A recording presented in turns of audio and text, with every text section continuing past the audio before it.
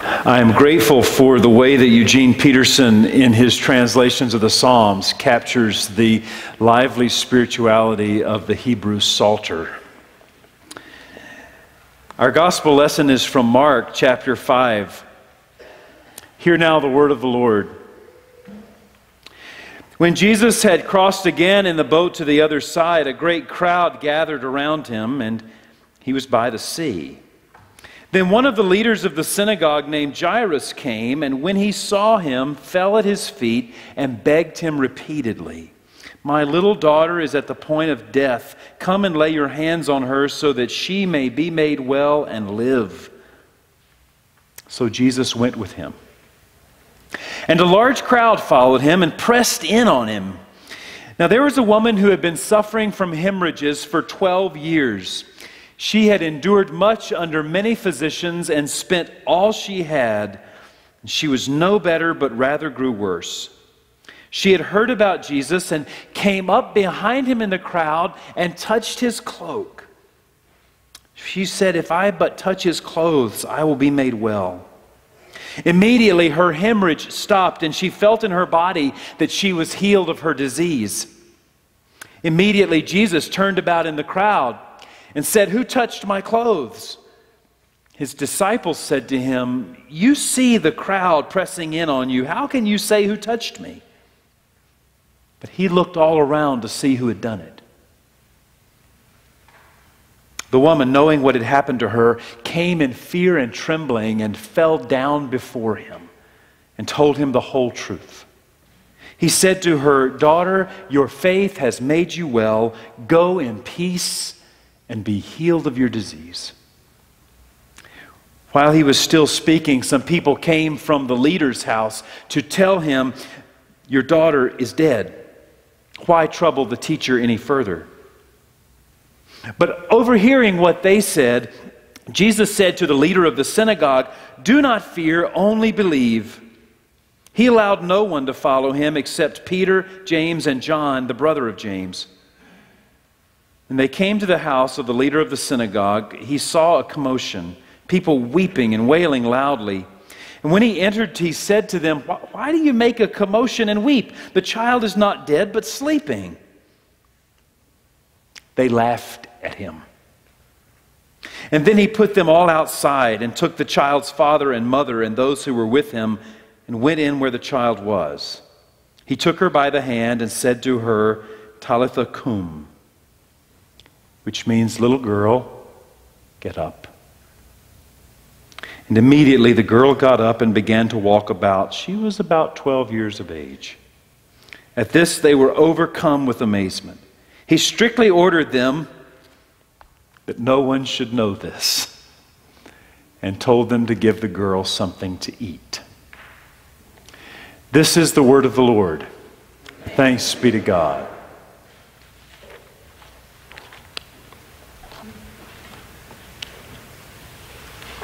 If you were here last week, I preached on the story of Jesus calming a storm on the Sea of Galilee.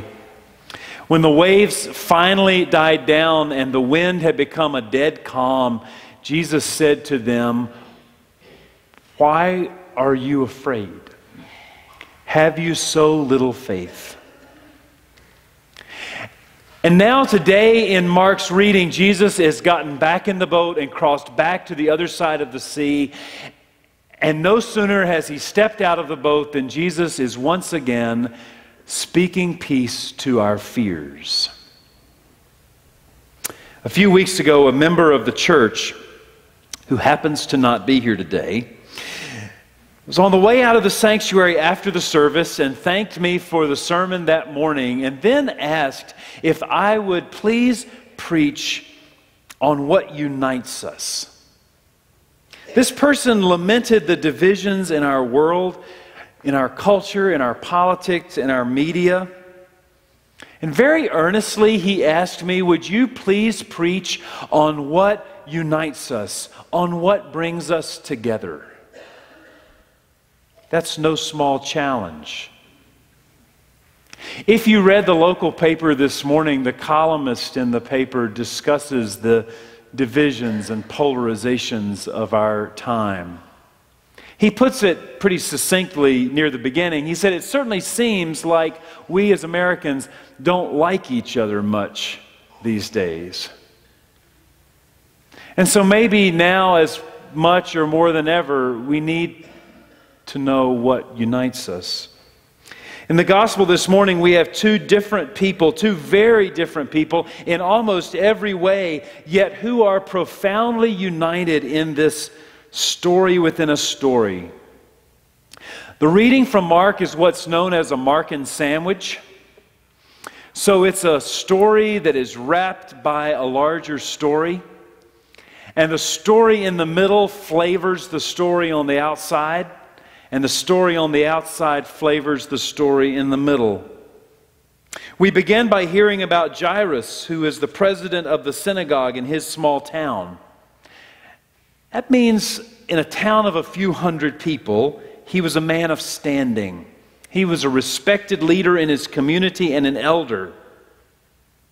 And when Jesus comes to his town, his 12-year-old daughter lays dying in her bed. Now, Jesus was a controversial rabbi. He was stirring up trouble wherever he went, and other rabbis disagreed with his teaching. The president of the synagogue in this little town would have been sort of like a small-town politician. And most likely, on a normal day, he would not want anything to do with this troublesome traveling preacher. And yet, on this day, his daughter lays dying, and so none of those things matter. When we meet Jairus, we meet him at Jesus' feet, where he has fallen there to beg. And while Jesus is on the way to Jairus' house, we hear about another person, very different from Jairus. She had been suffering hemorrhages for 12 years. She was broke, having spent all her money on medical care that did not cure her disease. Not only was she broken financially, she was broken as a person. In that culture, ritual cleanness was very important. Because she was constantly hemorrhaging, she was ritually unclean. That meant that she was not welcome in the synagogue. She was not welcome in other people's homes. She was not welcome in a crowd or in a gathering of any size. But none of that mattered when she heard that Jesus was coming to her town. And this might be a chance, maybe her last chance, to get well. So she broke through those boundaries, slipped into the crowd and quietly behind Jesus just to touch his robe. No one needed to know. If she could just touch his robe, she would be healed. Two people utterly different. One, a powerful man of standing in his community, respected and listened to, not only welcomed into the synagogue, but elevated as a leader of the synagogue. The other, a woman who had suffered for 12 years, as long as Jairus' daughter had been alive. She had been isolated from her community, financially and emotionally broken, unwelcome in the synagogue or anywhere else. Two utterly different people, yet here they are at the feet of Jesus, afraid and asking for help. All of us are afraid of something, and all of us seek the mercy of God to help face our fears.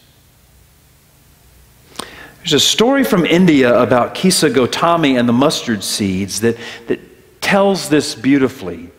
Kisa's only child, a very young child, had died. Unwilling to accept the death of her young son, she carried him from neighbor to neighbor, asking them for medicine that would bring her son back to life. Finally, at one house, her neighbor suggested that she go see the wise one and ask for his help. So she took her child to the wise one and asked him if he had any medicine that would bring her child back. Bringing the body of her son, she listened to his instructions. He told her to go back to the village and go to every house and gather mustard seeds from any house that had not been touched by death. So she went door to door, knocking and asking. And of course, all of her neighbors were happy to help her. They would gladly give her mustard seeds, but she could not find a single house that had not been touched by death.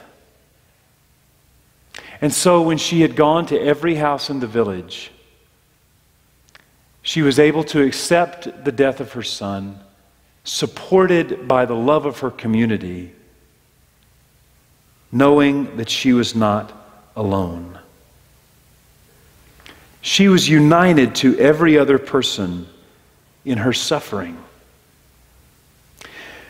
We live in a time when our differences are highlighted far more than what we share in common. In every area of life, we highlight differences in race, in nationality, in the language that we speak, in the party we vote for, in social class and upbringing, in economic level, in gender, in sexual identity. Much of the reason for highlighting our differences is that we, as a broad culture, are waking up to years of discrimination and pain that has been dealt to those on the margins. So we live in a time, especially in a globalizing and shrinking world, where we need to learn to honor one another's differences. Yet from the perspective of the gospel, what is most important about us is not what is different about us. What is most important about us is what we have in common.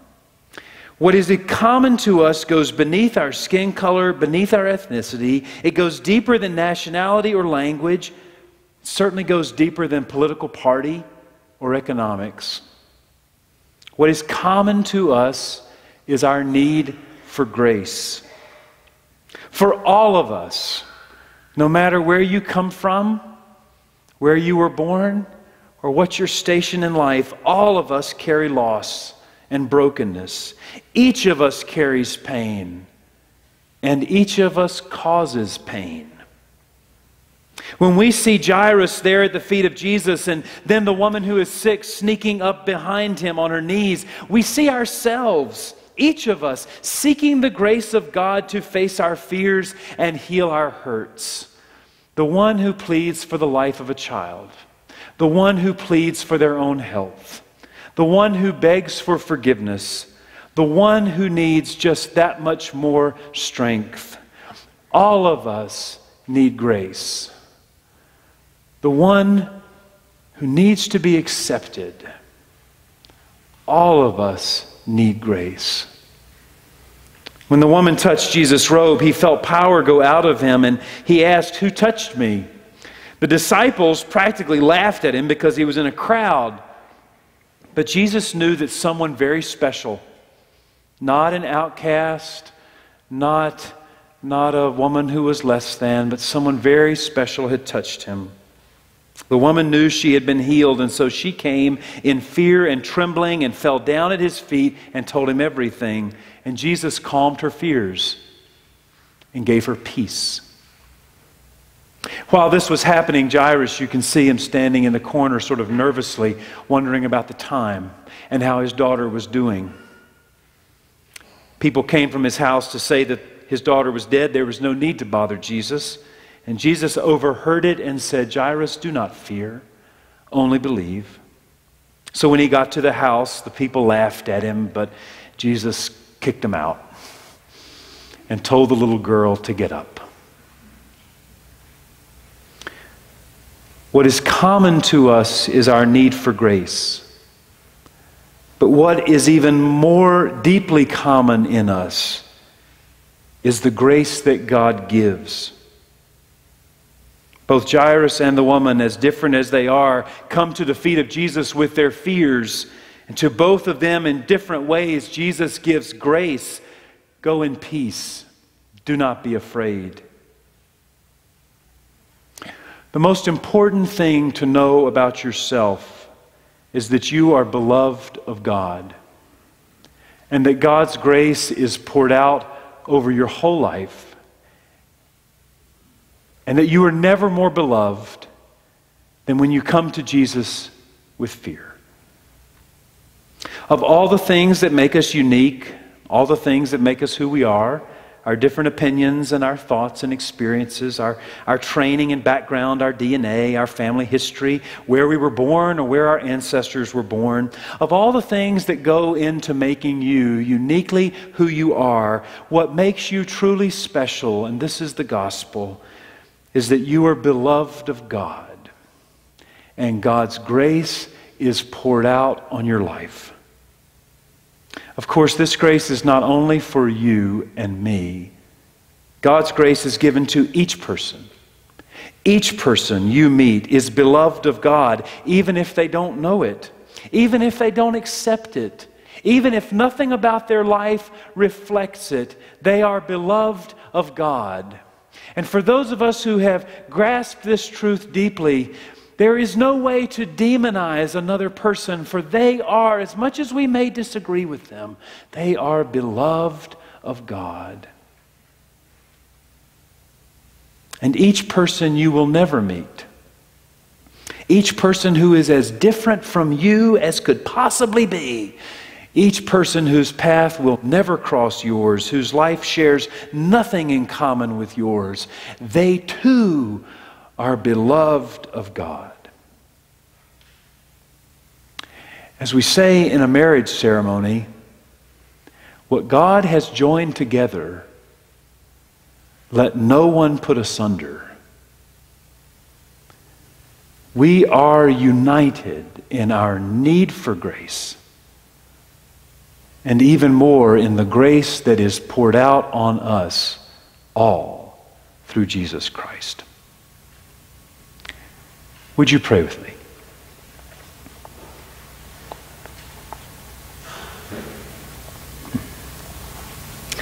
Living God, we come before you, all of us, in all our inequality, equal in this, that we are all in the wrong before you and among each other, that we all must die someday, that we all would be lost without your grace, but also in that your grace is promised to and turned toward all of us through your beloved Son, our Lord, Jesus Christ. Amen.